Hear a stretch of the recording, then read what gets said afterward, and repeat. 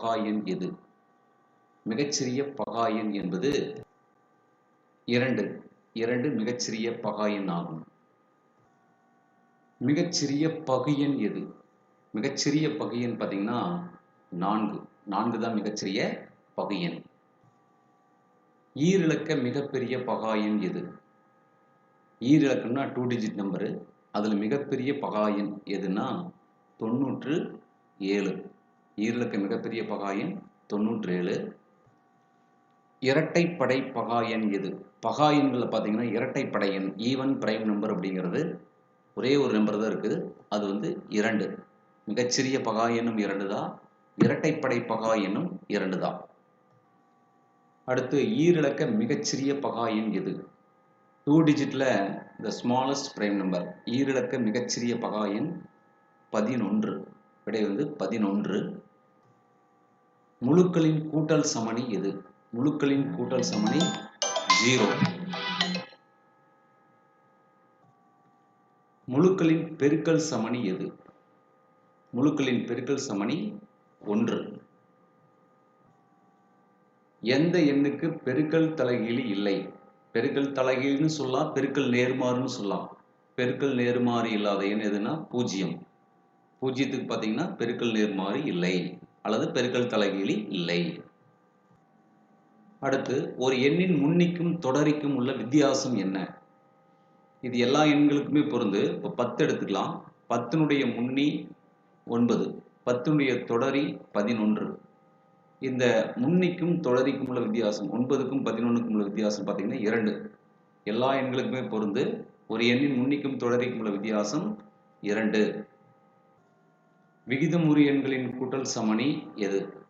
இப்போ முழுக்களின் கூட்டல் சமணின்னு பார்த்தோம் 0. விகிதமுறு எண்களின் கூட்டல் சமணியும் 0 தான். விகிதமுறு எண்களின் கூட்டல் சமணி 0. விகிதமுறு எண்களின் பெருக்கல் சமணி எது? விகிதமுறு எண்களின் பெருக்கல் சமணி 1. முழுக்களின் பெருக்கல் சமணியும் 1 தான், விகிதமுறு எண்களின் பெருக்கல் சமணியும் 1 தான். ஞாபகம் வச்சுக்கங்க. கூட்டல் சமணின்னு கேட்டால் 0, பெருக்கல் சமணின்னு கேட்டால் 1. அடுத்து -2/7 என்ற எண்ணின் பெருக்கல் தலைகீழி அல்லது பெருக்கல் நேர்மாறு. -2/7னுடைய பெருக்கல் நேர்மாறு -7/2. இந்த மைனஸ் குறி அப்படியே வரும். 2/7 நம்ம தலைகீழி எழுதணும்னா 7/2 வரும். அப்போ -2/7 என்ற எண்ணின் பெருக்கல் தலைகீழி -7/2. 72 டிகிரி என்ற கோணத்தின் நிரப்பு கோணம். இப்போ நிரப்பு கோணம் அப்படின்னா 90 டிகிரிலேருந்து நம்ம கழிச்சு எழுதிக்கலாம். 90லேருந்து 72 டிகிரியை கழிச்சோம்னா நமக்கு 18 டிகிரி கிடைக்கிறது.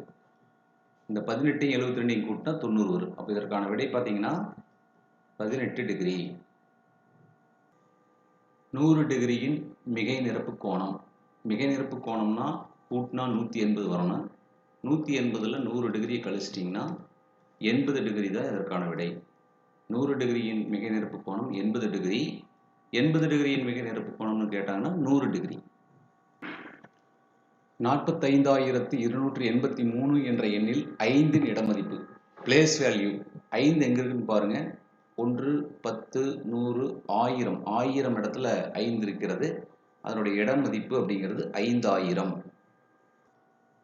மிகச்சிறிய 5 இலக்க எண்.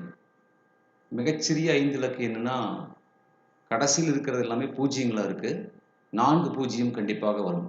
அப்போ பார்த்தீங்கன்னா 1, 0, 0, 0, 0. 10,000 என்பது மிகச்சிறிய 5 இலக்க எண். இதே மிகப்பெரிய 5 இலக்க எண் அப்படின்னு கேட்டாங்கன்னா எல்லாமே 9களில் வரும். 99,999ங்கிறது மிகப்பெரிய 5 இலக்க எண். இங்கே கேட்ட கேள்வி மிகச்சிறிய 5 இலக்க எண் பார்த்தீங்கன்னா 10,000.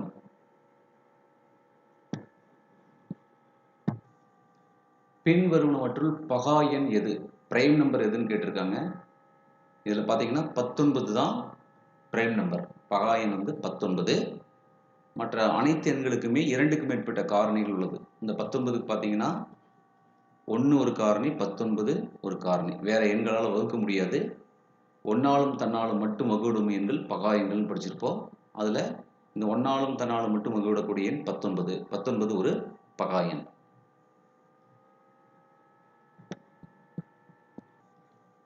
அடுத்து மீச்சிறு பொது மடங்கு LCM காண்க. இப்போ 4னுடைய மடங்கள் எழுதணும்னா 4, 8, 12, 16, 20, 24 இப்படி போயிட்டே இருக்கு. அடுத்து 6னுடைய மடங்கள் 6, 12, 18, 24, 30 இப்படி போயிட்டே இருக்கு. இதில் பொது மடங்குகள் எதுன்னு பாருங்க. 12 பொதுவாக இருக்கு, 24 பொதுவாக இருக்கு. இதில் மிகச்சிறிய பொது மடங்கு எதுன்னா 12. அப்போ இந்த 12 தான் பார்த்தீங்கன்னா 4, 6னுடைய மீச்சிறு பொது மடங்கு.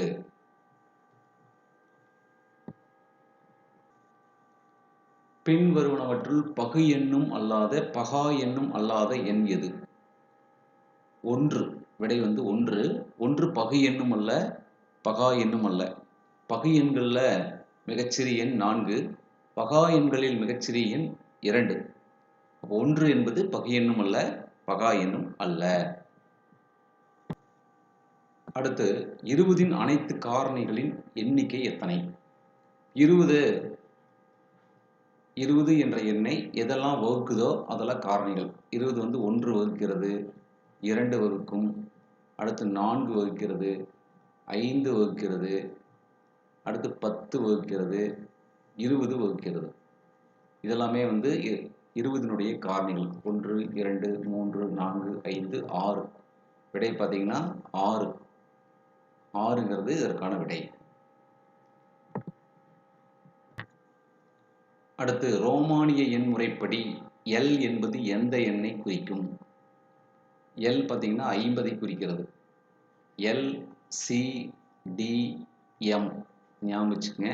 எல்னா 50, சினா 100, டினா 500, எம்னா 1000. எல்சிடிஎம். எல்லுக்கு 50 ஞாபகம் வச்சுக்கோங்க. சிக்கு 100, டி கொடுத்தாங்கன்னா 500, எம்ஸ் கொடுத்தாங்கன்னா 1000. அப்போ எல்லுக்கு 50 என்பது ரோமானிய எண்முறை.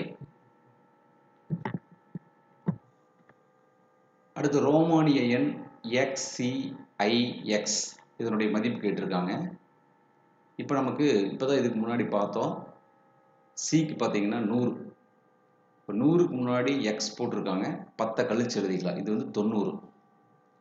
அதுக்கப்புறம் 9 கொடுத்துருக்காங்க. அப்போ 9 கூட்டினீங்கன்னா இதனுடைய மதிப்பு 99. கொடுக்கப்பட்ட ரோமானிய எண்ணானது 99.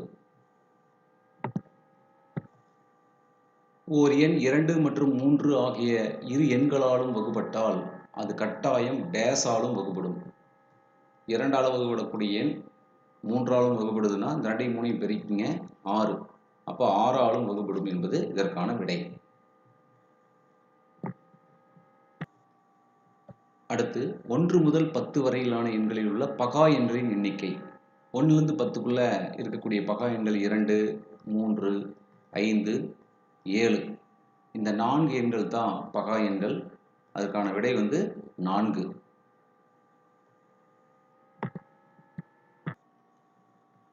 அடுத்து முக்கோண எண்களின் வரிசையில் முதல் 3 எண்கள் 1, 3, 6 எனில் அடுத்த எண். இப்போ முக்கோண எண்கள் அப்படின்னா 1 ஒரு புள்ளி வச்சுக்கலாம். அடுத்தது 2 புள்ளிகள் அதுக்கு கீழே வச்சிங்கன்னா 3 அப்படிங்கிறது கிடைக்கும். ஃபஸ்ட்டு 1, அடுத்து 3 புள்ளிகள் சேர்ந்தது 3, அடுத்து அதுக்கு கீழே 3 புள்ளிகள் வைக்கணும். 1, 2, 3. இதில் இருக்கக்கூடிய எண்ணிக்கை பாருங்க 6. அடுத்தது 4 புள்ளிகள் வைக்கணும். 1, 2, 3, 4. இதில் இருக்கக்கூடிய மொத்த புள்ளிகள் 10. அப்போ இது எல்லாத்தையும் இணைச்சோம்னா நமக்கு 10 அப்படிங்கிறது கிடைக்கும். 6ஓட 4 கூட்டுறோம். இதற்கான விடை 10. அடுத்த எண்ணுங்கிறது 10. அதுக்கப்புறம் பார்த்தீங்கன்னா 5 கூட்டுற மாதிரி வரும். 10க்கு அப்புறம் 5 கூட்டினா 15 வரும்.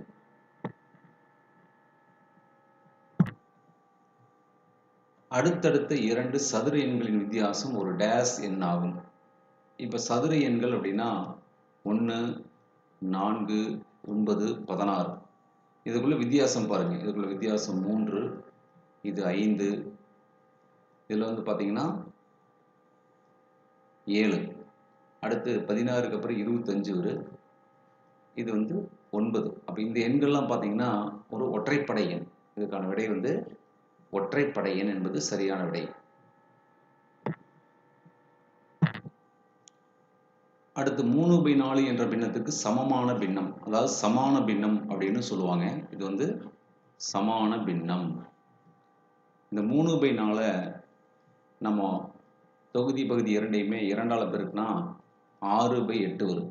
இது வந்து ஒரு சமான பின்னம். அதே போல் 3/4 பகுதி தொகுதி இரண்டையுமே 3ஆல் பெருக்கலாம். அப்போ 9/12 கிடைக்கும். இவை எல்லாமே சமான பின்னங்கள். இங்கே கொடுக்கப்பட்டதில் இந்த 6/8ங்கிறது சமான பின்னம். அடுத்து தகா பின்னத்திற்கு உதாரணம் இம்ப்ராப்பர் ஃப்ராக்ஷன். தகா பின்னம்னா என்னன்னா, பகுதி சிறியதாகவும் தொகுதி பெரியதாகவும் இருக்கணும். இங்கே கொடுக்கப்பட்டதில் பார்த்தீங்கன்னா இந்த 7/4 தகா பின்னத்துக்கு உதாரணம். இந்த 2/5 என்பது தகு பின்னம். இது வந்து தகு பின்னம். இது வந்து கலப்பு பின்னம். 1/3. இந்த கலப்பு பின்னத்தை தகா பின்னமாக நம்ம மாற்றலாம். 1/3ங்கிறது தகு பின்னம். இந்த தகு பின்னத்தில் பார்த்தீங்கன்னா பகுதி பெரியதாகவும் தொகுதி சிறியதாகவும் இருக்கிறது. தகா பின்னத்தில் பகுதி சிறியதாகவும் தொகுதி பெரியதாகவும் இருக்கும். அடுத்து 5/9 கூட்டல் 2/9 மதிப்பு. 5/9 2/9 கூட்டணும். இதில் வந்து பகுதி 9 இருக்குது, அப்படியே வச்சுக்கலாம். தொகுதியை மட்டும் கூட்டிக்கலாம். 5யும் 2யும் கூட்டினா 7. இதற்கான விடை 7/9. அடுத்து 3/4 கிலோகிராம் என்பது எத்தனை கிராம்? இந்த 3/4 அப்படிங்கிறது முக்கால் சொல்லலாம்.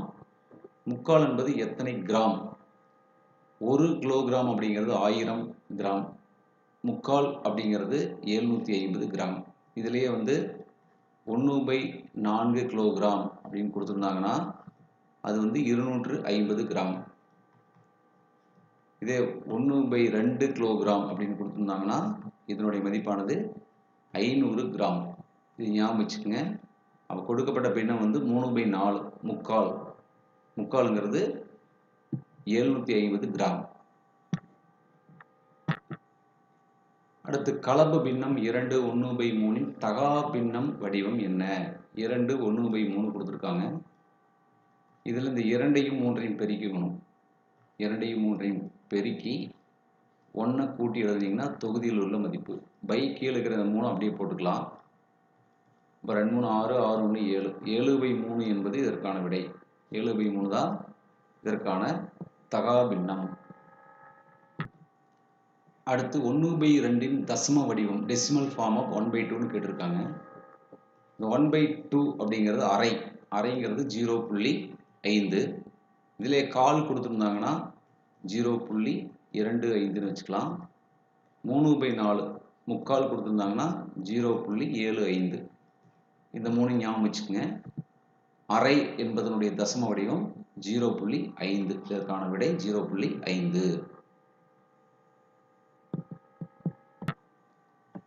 பகுதி வெவ்வேறாக உள்ள பின்னங்கள் டேஸ் பின்னங்கள் எனப்படும். இது வந்து பேர் பார்த்தீங்கன்னா வேற்றின பின்னங்கள் சொல்லலாம். 3/4 7/9 இதில் இருக்கக்கூடிய பகுதிகள் இங்கே வந்து 4 இருக்குது, இங்கே 9 இருக்குது. வேறு வேறு பகுதிகள் இருந்துச்சுன்னா அதுக்கு வந்து வேற்றின பின்னங்கள். ஓரின பின்னங்கள் அப்படின்னா பகுதி ஒரே மாதிரி இருக்கு. 3/4 1/4 இதெல்லாம் வந்து ஓரின பின்னங்களுக்கான உதாரணம். 2500 மில்லி லிட்டர் என்பது எத்தனை லிட்டர்? இது பார்த்தீங்கன்னா 2500ல் 2000 தனியாக பிரிச்சுக்கலாம், ப்ளஸ் 500 தனியாக பிரிச்சுக்கலாம். அது 2000ங்கிறது மில்லி லிட்டர் மறுபடியும் 500 மில்லி லிட்டர்னு தனியாக பிரிச்சுக்கோங்க. இந்த 2000 மில்லி லிட்டர் சேர்ந்தது 2 லிட்டர். அப்போ இதற்கான விடை வந்து 2 லிட்டர் 500 மில்லி லிட்டர். இதை வந்து நம்ம எப்படி எழுதலாம்னா 2.5ன்னு எழுதலாம். 2.5 லிட்டர். அது 2 லிட்டர் 500 மில்லி லிட்டர்னு கொடுத்துருக்காங்க. அடுத்து 1 லிட்டர் எண்ணெயின் விலை ரூபாய் 120 எனில் 1/4 லிட்டர் எண்ணெயின் விலை. 1/4 லிட்டர்னு இது 4ஆல் வகுத்துக்கணும். இப்போ 30 ரூபா. 1/4 லிட்டர் 30 ரூபானா 1/2 லிட்டர் 60 ரூபா, 1 லிட்டர் 120 ரூபா. 3/4 லிட்டர் கூட கேட்கலாம். 3/4 லிட்டர் கேட்டாங்கன்னா 90 ரூபா. அடுத்து சாதாரண ஆண்டு ஒன்றின் மொத்த நாட்களின் எண்ணிக்கை எவ்வளவு? சாதாரண ஆண்டுனா 365 நாட்கள். இதே லீஃப் ஆண்டு கொடுத்துருந்தாங்கன்னா 366 நாட்கள். அதில் வந்து பிப்ரவரி மாதத்தில் மட்டும் 29 நாட்கள் வரும். சாதாரண ஆண்டில் பிப்ரவரிக்கு 28 நாட்கள். பிற்பகல் 3:15 மணி என்பதை 24 மணி நேர கடிகார அமைப்பில் மாற்றுக. பிற்பகல் கொடுத்துருக்காங்க 3:15 அப்படின்னா இதில் 12 மணி நேரத்தை நம்ம கூட்டிக்கலாம். அப்போ என்ன ஒரு 15:15 மணி. இதுதான் 24 மணி நேர அமைப்பு. 15:15 மணி என்பது இதற்கான விடை. பிற்பகல் கொடுத்துருக்கனால. இதே முற்பகல் 3:15 மணின்னு கொடுத்துருந்தாங்கன்னா 3:15 மணி தான் இதற்கான விடை. 24 மணி நேர கடிகார அமைப்பில் பிற்பகல் கொடுத்ததுனால 12 மணி நேரத்தை நம்ம கூட்டி எழுதணும். ஒரு லீப் ஆண்டில் பிப்ரவரி மாதத்தின் நாட்களின் எண்ணிக்கை 29 நாட்கள். சாதாரண ஆண்டில் 28 நாட்கள், லீப் ஆண்டாக இருந்தால் 29 நாட்கள். 2 மணி நேரம் 20 நிமிடங்கள் என்பது மொத்தம் எத்தனை நிமிடங்கள்? 1 மணி நேரத்துக்கு 60 நிமிடம், 2 மணி நேரத்துக்கு பார்த்தீங்கன்னா 120. அதோட மறுபடியும் ஒரு 20 நிமிடங்களை கூட்டிட்டீங்கன்னா 140 நிமிடங்கள் என்பது இதற்கான விடை. பின்வருவனவற்றுள் லீப் ஆண்டு எது? லீப் ஆண்டு அப்படின்னா 4ஆல் வகுப்படணும். இந்த கடைசி 2 இலக்கத்தை எடுத்து நம்ம வகுத்து பார்க்கலாம். 21, 23, 24, 25. அதில் 24 மட்டும்தான் 4ஆல் வகுப்படு. 2024ங்கிறது லீப் ஆண்டு. மீதி 3 ஆண்டுகளுமே லீப் ஆண்டுகள் இல்லை. இதே வந்து 1900, 2000, 2100 இது போன்ற நூற்றாண்டுகள் கொடுத்தால் அந்த எண்களை நம்ம 400ஆல் வகுத்து பார்க்கணும். மீதி 0 வந்துச்சுன்னா தான் லீப் ஆண்டு. 1900 வந்து 4ஆல் வகுத்தீங்கன்னா 400ஆல் வகுத்தோம்னா மீதி 0 வராது. 1900 லீப் ஆண்டு கிடையாது. 2000 லீப் ஆண்டு தான். 2100 வந்து லீப் ஆண்டு கிடையாது. அப்போ லீப் ஆண்டு அப்படிங்கிறது 4ஆல் வகுப்படணும். இதே நூற்றாண்டுகள் வந்துச்சுன்னா 400ஆல் வகுப்படணும். ஞாபகம் வச்சுக்கோங்க. ரயில்வே நேரம் 20 மணி என்பது சாதாரண கடிகாரத்தில் எதை குறிக்கும்? இப்போ 20 மணி அப்படின்னா 12 மணி நேரத்துக்கு மேலே இருந்தால் 12 மணி நேரத்தை கழிச்சிடலாம். கழிச்சோம்னா நம்மளுக்கு எவ்வளோ கிடைக்கும்? 8 மணி கிடைக்கும். இந்த 8 மணிங்கிறது பிற்பகலை குறிக்கிறது. பிற்பகல் 8 மணி தான் நமக்கு 20 மணின்னு கொடுத்துருப்பாங்க. இதே முற்பகல் அப்படின்னா முற்பகல் 8 மணின்னு கொடுத்துருப்பாங்க. 12 விட கம்மியாக இருந்தால் அது முற்பகல். அந்த ரயில்வே நேரத்தில் அப்படியே எழுதிக்கலாம். 3 டஜன் என்பது எத்தனை பொருட்களை குறிக்கும்? 1 டஜன் அப்படிங்கிறது 12. 1 டஜன் அப்படிங்கிறது 12. அப்போ 3 டஜன்னா 3 12 36. இதற்கான விடை வந்து 36. நேர்கோட்டு குறிகளில் டேலி மார்க்ஸில் 5 என்ற எண்ணை எவ்வாறு குறிப்போம் அப்படின்னா, இப்போ 1, 2, 3, 4. 4க்கு அப்புறம் இப்படி குறுக்கு கோடு ஒன்று போட்டோம்னா 5. அப்போ இந்த ஆ சாய்ஸ் பார்த்தீங்கன்னா இப்படி குறுக்கு கோடு போட்டிருக்கணும். அதுதான் இதற்கான மதிப்பு. 5க்கான நேர்கோட்டு குறி.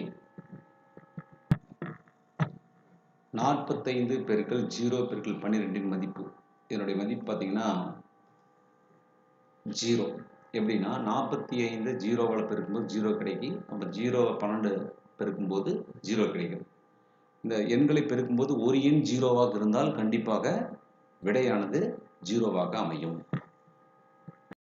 5 மாணவர்களின் மதிப்பெண்கள் 80, 70, 60, 40, 30 எனில் அவற்றின் சராசரி என்ன?